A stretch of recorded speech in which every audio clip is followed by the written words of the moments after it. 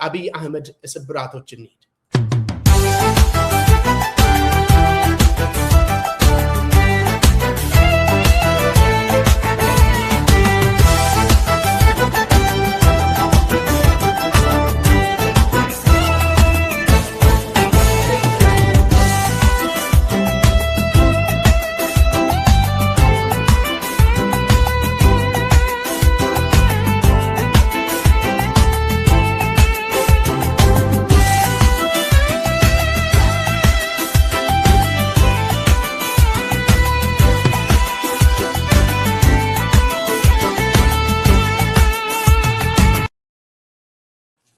መልካም አድማጮቻችንና ተመልካቾቻችን ተመልሰናል። እንግዲህ አሁን የአብይ አህመድ ስብራቶችን ነው የምንመለከተው። የአብይ አህመድ ስብራቶች ስንል እንደዚሁ ዝም ብለን ለፖለቲካ ፍጆታ ያክል የምናወራው ሳይሆን ተጨባጭ የሆኑ አገር ውስጥና በኢትዮጵያ በምትገኝበት ቀጠና ውስጥ የተፈጠሩ ሁኔታዎችን በመመልከትና በመዳሰስ ነው። ስለዚህ የአብይ አህመድ ስብራቶችን ወይ ደግሞ እኛ የአብይ አህመድ ስብራቶችን ብለን እያቀረብን ያለነው ሁለት ነገሮችን ጎን ለጎን አስቀምጠን ነው መመልከት የምንፈልገው። አንደኛ ባለፉት 2 ዓመታት ውስጥ በኢትዮጵያ ውስጥና ኢትዮጵያ በምትገኝበት ቀጠናዊ አካባቢ ላይ የተደረጉ ወሳኝ ኩነቶች አንድ። ሁለተኛ ባለፉት ጥቂት ሳምንታት በግልጽ የወጡ ስራዬ ተብለው የተደረጉ ጂኦፖለቲካዊ ኩነቶች አሉ። ኢትዮጵያን በቀጥታ የሚመለከቱ፣ ኢትዮጵያን በቀጥታ ያሳተፉ፣ ኢትዮጵያን በቀጥታ ያጠቁ ወይንም ያስጠነቀቁ ቀጠናዊ ሁኔታዎች አሉ ባለፉት ሳምንታት ውስጥ። የነኚህን ድምር ጉዳዮች በጥንቃቄ ስንመለከት ነው የአብይ አህመድ ስብራቶችን መመልከት የምንችለው። እነኚህ ሁለቱን ነገሮች ጎን ለጎን ስናስቀምጣቸው በቀጥታ ስብራቶቹን ማየት እንችላለን። ልብ አድርጉ፣ እያወራን ያለነው ራሱን መንግስት ብሎ የሚጠራ ኃይል ኢትዮጵያ ውስጥ በውጪ ኃይሎች ደግሞ እንደ መንግስት ዕውቅና ተሰጥቶት የሚንቀሳቀስ አገዛዝ ነው። ተቃዋሚ አይደለም እያወራን ያለነው፣ ወይ ደግሞ ከፊል ፖለቲካዊ ኃይል ኖሮት ከፊል ወታደራዊ ኃይል ኖሮት ከፊል ሀብት እያጣ ፖለቲካዊ ድጋፍ እያጣ የሚንገላታ ተቃዋሚ አይደለም። አገዛዝን ነው እየተመለከትን ያለነው። ይሄንን ማስታወሱ ጥሩ ነው። አገዛዝ ነው ስላችሁ አንደኛ የአገሪቷን ሀብት ሙሉ ለሙሉ የተቆጣጠረ ወይ ደግሞ ተቆጣጥሬያለሁ ብሎ የሚያስብና የሚያስነግር አንድ። ሁለተኛ የአገሪቷን የፖለቲካ ስልጣን በውድም በግድም ተቆጣጥሮ ያለ፣ ተቆጣጥሮ በሌለባቸው አካባቢዎችም ጭምር ደግሞ ሄዶ የመግደል አቅም ያለው ወይ ደግሞ እኔ መንግስት ነኝ ብሎ ክሌም የሚያደርግ ኃይል መሆኑ። ሶስተኛ የተደራጀና በደንብ የአገሪቷን ሀብት በመጠቀም የታጠቀ ወታደራዊ ኃይልን የሚቆጣጠርና የሚያዝ ኃይል መሆኑ። በህግ የተደራጁና ከህግ ውጪ የተደራጁ ወታደራዊ ኃይሎችን የሚቆጣጠር መሆኑ። አራተኛ የአገሪቷ የገንዘብና የፋይናንስ ምንጮችን የሚቆጣጠር በህግም ከህግ ውጪም የሚያዝበት ኃይል ነው እያወራን ያለነው። ስለዚህ አንዳንድ ጊዜ እነ አብይ እንደ ተቃዋሚ ራሳቸውን እያቀረቡ አንዳንድ ጊዜ እንደ ተበደለ ኃይል ራሳቸውን ስለሚያቀርቡ እቺን ነገር እንዳንስት ነው እያወራን ያለነው።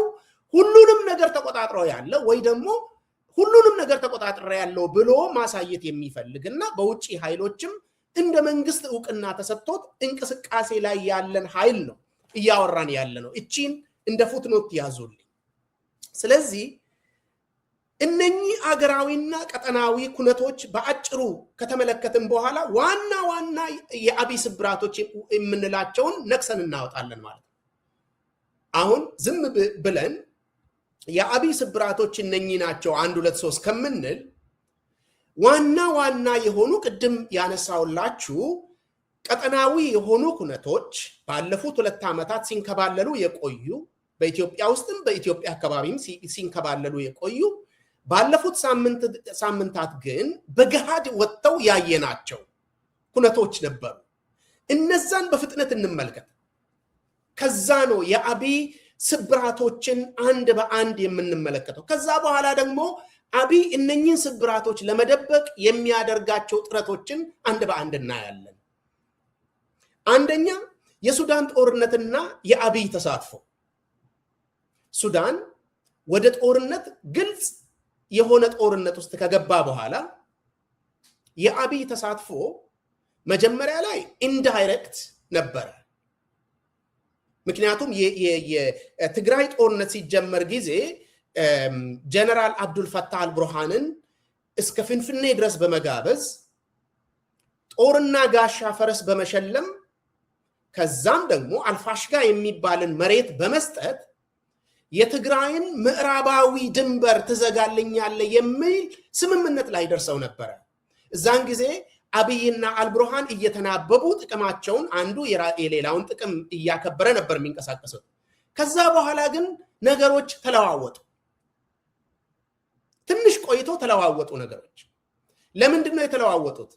ዩናይትድ አረብ ኤሚሬትስ አርኤስኤፍ ወይ ደግሞ ራፒድ ሰፖርት ፎርስ የሚባለውን ኃይል ስለምትረዳ ሱዳን ውስጥ ጦርነት ሲጀመር በግልጽ አርኤስኤፍን መደገፍ ስላለባት የአብይ ድጋፍና ተሳትፎ አስፈለገ። ስለዚህ አብይ ከአልቡርሃን ጋር ያለውን ስምምነት በማቋረጥ የነ ሐሚቲን ወገን ይዞ መንቀሳቀስ ጀመረ። አሁን የሱዳን ጦርነት ከተጀመረ እንግዲህ 4ኛ ዓመቱ ነው። በዚህ 4 ዓመት ውስጥ ቢያንስ ባለፉት 3 ከግማሽ ዓመታት ውስጥ አብይ ቀጥተኛ ተሳትፎ ሲያደርግ ነው የከረመው። ገንዘብ ያቀርባል፣ ወታደሮችን እየመለመለ ያቀርባል፣ ነዳጅን ያቀርባል። አሁን ደግሞ ወታደራዊ ቦታዎችንም አቅርቧል። ይህ የማታውቁት ነገር አይደለም። ነገር ግን የአብይ ስብራቶችን መመልከት ስለምንፈልግ ነው። ከዚህ ጋር ተያይዞ እንግዲህ ቅድም ርዕሰ ወሬ ብዬ ካቀረብኳቸው ጉዳዮች ውስጥ የካርቱም ኤርፖርት እና እዛ አካባቢ ያሉ አንዳንድ ቦታዎች ከባህር ዳር በተነሱ ድሮኖች መደብደቡ ነው። ያንን ተከትሎ ደግሞ ክሶች ቀርበዋል። የአልቡርሃን መንግስትም እርምጃዎችን ወስደዋል ማለት ነው። ሁለተኛው የአብይ ስብራትን ለማየት የሚረዳን የኤርትራ ሁኔታና የአብይ ግንኙነት ነው። የአብይና የኤርትራ ግንኙነት አብይ ከመጣበት ጊዜ ያለፈበትን መንገድ አብዛኞቻቸው የምታውቁት ነገር ነው። ነገር ግን አሁን አብይ የተሰበረበትን ቦታ መመልከት ስለምንፈልግና መግለጽ ስለምንፈልግ ይሄንን ነገር በፍጥነትም ቢሆን ማየቱ ጥሩ ነው። አብይና ኢሳያስ ያደረጉት ጉድኝት ለሱ የኖቤል ሽልማት ቢያመጣለትም ትግራይ ላይ የተደረገ የጄኖሳይድ ፓክት እንደሆነ በሂደት የታየ ጉዳይ ነው። ስለዚህ ኤርትራን ጋብዞ አምጥቶ የኤርትራ ወታደሮች በሙሉ አቅማቸው የትግራይ ጦርነት ውስጥ እንደተሳተፉ የሚታወቅ ነገር ነው። ነገር ግን የፕሪቶሪያ ስምምነት ሲደረግ ኤርትራ ወይ ደግሞ የኤርትራ መሪ ኢሳያስ ስለከፋው ኢሳያስ ወጥቷል ከስምምነቱ። ኢሳያስ ብቻ አይደለም፣ አብይን በመደገፍ የትግራይ ጦርነት ውስጥ የተሳተፉ ኃይሎች ሁሉ ተበትነዋል። ስለዚህ ኤርትራ ምንድነው የሆነችው? አኩራፊ ነው የሆነችው። ማኩረፍ ብቻ አይደለም፣ አብይን የሚቃወሙና የሚዋጉ ኃይሎችን እደግፋለሁ ወደሚል ነው የተሸጋገረችው። እየደገፈችም ነው ከምናየው ነገር። አሁን ጽምዶ የሚባለው ላይ ዋና መስራች እንደሆነች የሚታወቅ ነው። ግብፅና ኢጅፕት ወይ ደግሞ ግብፅና ኢጅፕት ላለው ይቅርታ፣ ግብፅና አብይ። ሌላው ዋና ጉዳይ ደግሞ እንግዲህ ዛሬ ቅድም እንደነገርኳችሁ ግብጾች በቀጥታ ከኤርትራ ጋር ስምምነት ፈጥረናል ብለው ለአብይ በቀጥታ መልእክት ልከዋል። የላኩት መልእክት ምንድን ነው? ቀይ ባህር ብለህ እግርህን ቀይ ባህር አካባቢ የምታደርስ ከሆነ ፍጥጫው ከኛ ጋር ነው የሚል መልእክት በቀጥታ ልከውለታል። ከኤርትራ ጋር ቀይ ባህር ድንበርን ለማስከበር የቀይ ባህር አካባቢ ድንበር ያላቸው ሀገሮች ብቻ ነው የሚሳተፉት የሚል ስምምነት ፈጥረናል ማለት አብይ ቀይ ባህር ላይ ያገባኛል ብለህ እግርህን እዚህ አካባቢ የምታመጣ ከሆነ ግጭቱ ከኛ ጋር ነው የሚል መልእክት መላካቸው። ይሄ እንግዲህ በጣም ሌተስት የሆነ ነገር ነው። ስለዚህ ይሄ ጽምዶ የሚባለውንም ኃይል ከጀርባ ሆነው መሳተፍ እንደጀመሩ የጭምጭምታ ወሬ አለ። አሁን ግን በግልጽ መልእክት ልከዋል። ከኤርትራ ጋር ግንኙነት አለን፣ ኤርትራን ማስፈራራት አትችልም፣ ቀይ ባህርን ደግሞ ያገባኛል ብለን የምትመጣ ከሆነ ግጭቱ ከኛ ጋር ነው የሚል መልእክት ልከውለታል። አንድ የሶማሊያና የግብፅ ጉዳይን በተመለከተ አብይ ለአንድ ዓመት ሙሉ ሲታገር ቆይቶ በዝረራ እንደወጣ ከሶማሊያ የሚታወስ ነገር ምንድን ነው? በዝረራ የወጣ ምለው ጃንዋሪ 1 2024 ላይ ብሬኪንግ ኒውስ ብሎ አብይ ብቅ አለ። ምንድን ነው ሲባል ቀይ ባህርን አመጣሁላችኋል።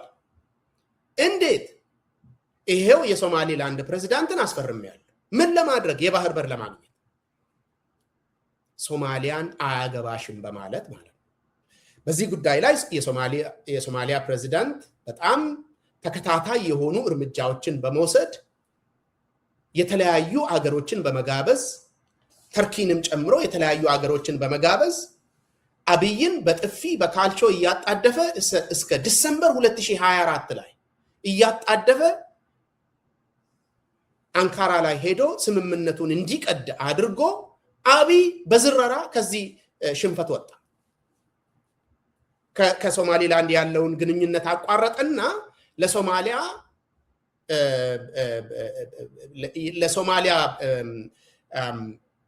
አገራዊነት ወይ ደግሞ የሉዓላዊ አገራዊ ስልጣን እውቅና ሰጥቻለሁ፣ አያገባኝም በውስጥ ጉዳያችሁ።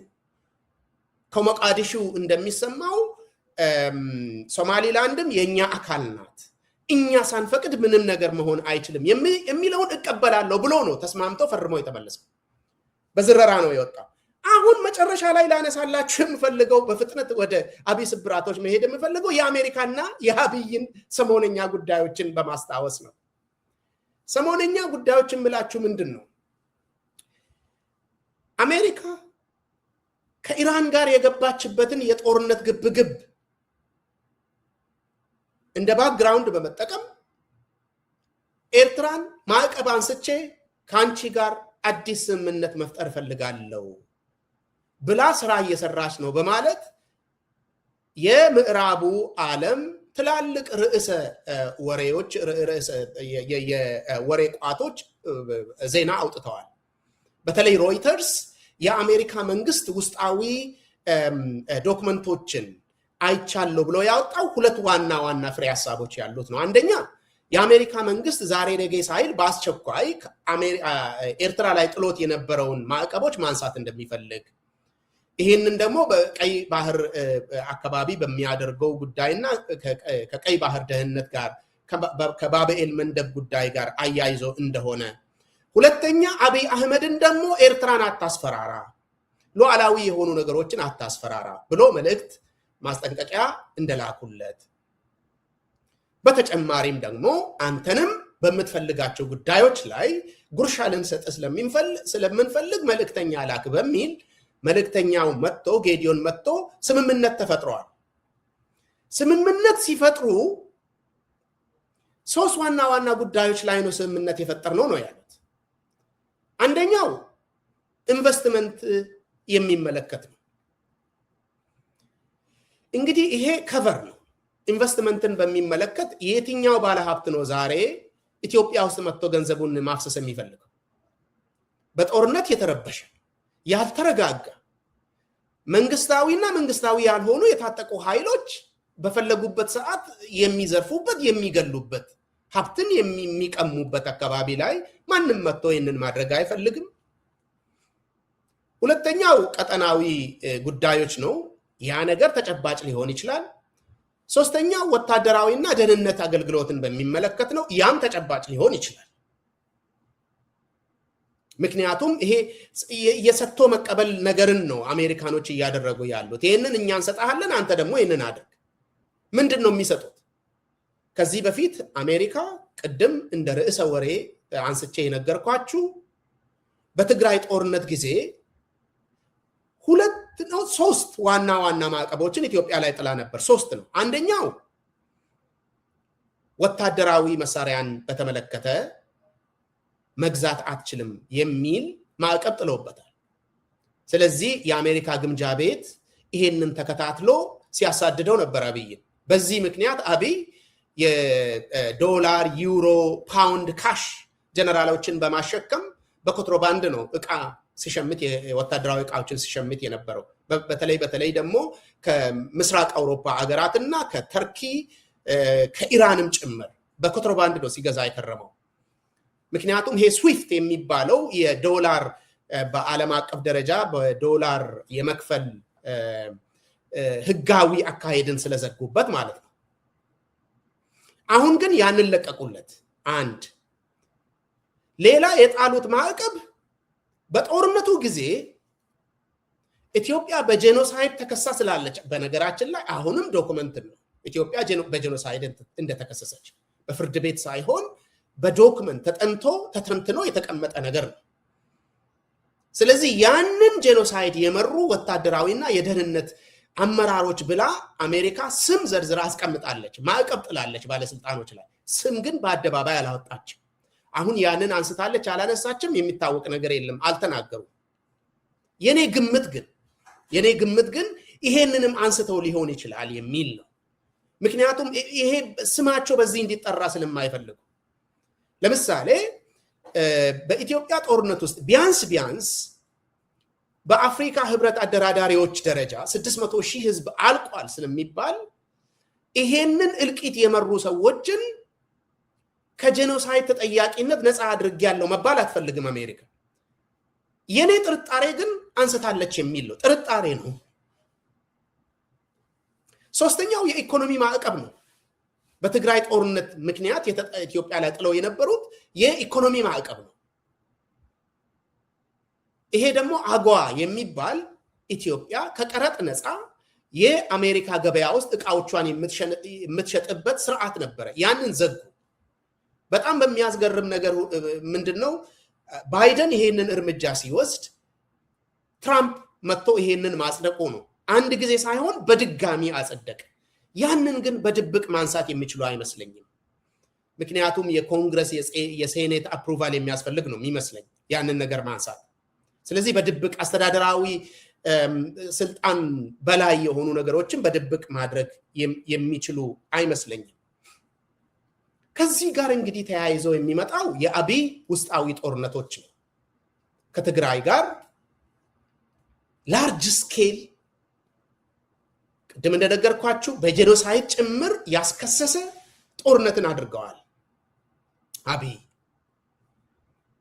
ኦሮሚያ ውስጥ ያልተቋረጠ ግን ከቦታ ቦታ የሚለያይ አንድ ጊዜ ምዕራብ ላይ፣ አንድ ጊዜ ምስራቅ ላይ፣ አንድ ጊዜ ደቡብ ኦሮሚያ ላይ፣ አንድ ጊዜ ሰሜን ኦሮሚያ ላይ ቦታውን እየለዋወጠ የሚካሄድ ጦርነት ላለፉት 8 ዓመታት ሲያካሂድ ቆይቷል። አሁን እያካሄደ የአማራ ክልል ባለፉት 2 ዓመታት በተለይ ፕሪቶሪያ ከተፈረመ በኋላ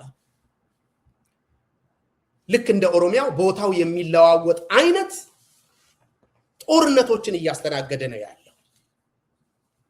አሁን እነኚህ ቀጠናዊና አገራዊ ጉዳዮች ያመጡትን ስብራቶች አንድ በአንድ ነቅሰን እናያለን። ከሙዚቃ ሽግግር በኋላ